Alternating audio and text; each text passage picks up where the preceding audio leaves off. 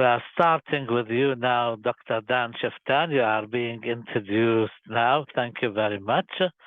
Welcome to our program. Dr. Schueftan, there is a lot of talk about who benefited from this agreement and to what extent the Israeli Prime Minister described it as a historic agreement, and also Amos Hochstein and President Biden also.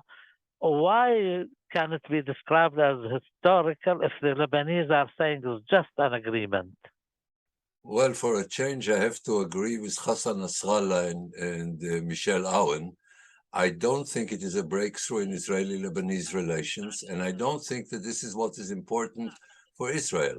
What is important for Israel is to extract the gas for the benefit of the Israeli population, and questions of prestige are secondary. Now, of course, you have elections in Israel.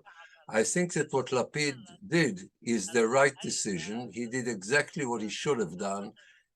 Maybe the agreement could have been a little better, but basically, strategically, it is the right decision, because the question is, can you extract the gas and help the Israeli economy and also strengthen the Israeli relations with Europe if we supply gas to Europe? Lebanon is not a country that Israel can negotiate with on the table, only under the table, because the Lebanese are not willing, and I don't think it's very important for Israel. I don't think that normalization with Lebanon is important for Israel, because in Lebanon you have a combination of Hezbollah and a dysfunctioning state. Would it be nice to have good relations? Yes. Is it absolutely necessary? Is the kind of normalization important from an Israeli point of view? I don't think so. So from an Israeli point of view, it's a good agreement. From Lebanon's point of view, it's a good agreement. The Americans have done something that helps both sides get something that is important for both sides.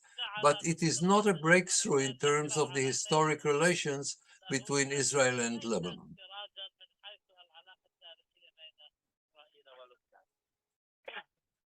And therefore, Dr. Schueftan, what does this agreement achieve now internally in Israel? Of course, we know this is an issue of elections.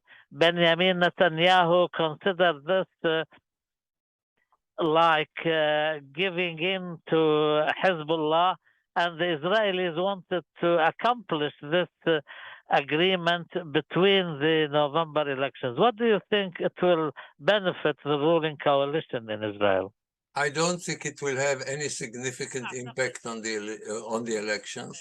Of course, Netanyahu is against it because he's in the opposition. Of course, people in the coalition are for it because they are in the coalition. This is part of the game that Israelis stopped taking seriously. They know that both sides are trying to dress up every action in a way that will convince the voters, and I don't think they're convinced. We have seen for a long time that even more important issues have not impacted the balance of power, and everything will be decided on a very small number of votes. So I don't think that here you can say once you have an agreement, the coalition will win or the opposition will win. I would not give it too much significance, but it has enormous significance economically and strategically from the Israeli point of view and Lebanese point of view.